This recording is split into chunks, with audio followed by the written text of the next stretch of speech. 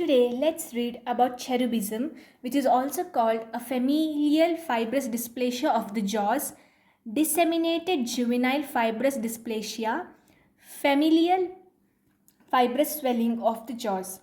It is usually a genetic disease affecting jaw bones of the children. It is an autosomal dominant.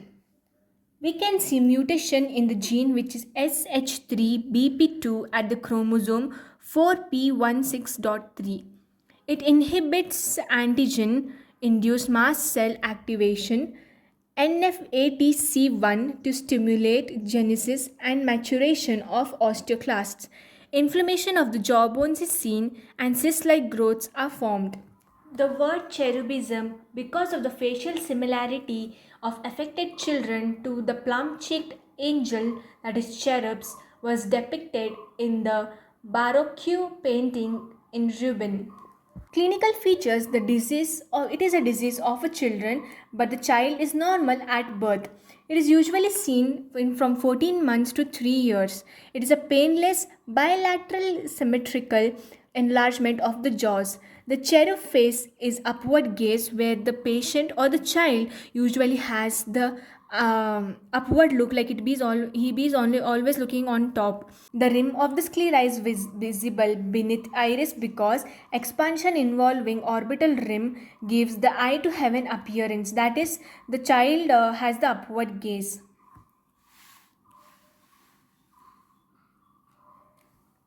There is an expansion that is called the grotesque expansion of the maxilla led to the respiratory obstruction and impairment of vision and hearing. We can see full moon face. Narrowing of the maxillary alveolar ridges gives a V-shaped palate. Missing teeth, usually the third molar and the second molar is missing. We can see crowding because the jaw size is reduced. Malocclusion is seen because of the alveolar bone ridges are affected. Premature loss of deciduous teeth and delayed eruption of permanent is seen. It's self-limiting and slows down at the age of 5 years, and it stops around 12 to 15 years of age. Here, two syndromes are associated. The first one is Noonan syndrome, where you can see a short-statured, cherub faces, congenital heart defect, chest deformity, and mental retardation.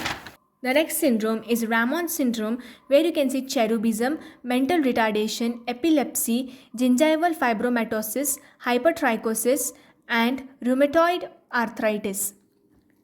The radiographic features: we can see multilocular radiolucencies, early lesion, that is the posterior body and the ascending ramus of the mandible.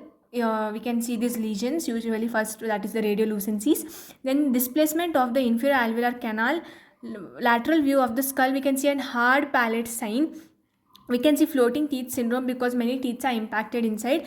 Multiple unerupted teeth with the alveolar bone destruction is seen. Glass rod appearance, which is an orange peel appearance, where you can see a radiolucency in which we can see radio-opaque specks like this. Moving on to the histological features, it is unencapsulated, highly vascular connective tissue, fibroblasts, multinucleated giant cells, that is true osteoclasts are seen. Capillaries are often lined by large endothelial cells and surrounded by thick eosinophilic perivascular cuffing. We can see the differential diagnosis here, that is the giant cell reparative granuloma, brown tumor of hyperparathyroidism, aneurysmal bone cyst. Treatment: there is no necessary treatment for this, but we have to keep the patient under observation. Hence, I have said previously in the clinical features that it is self-limiting.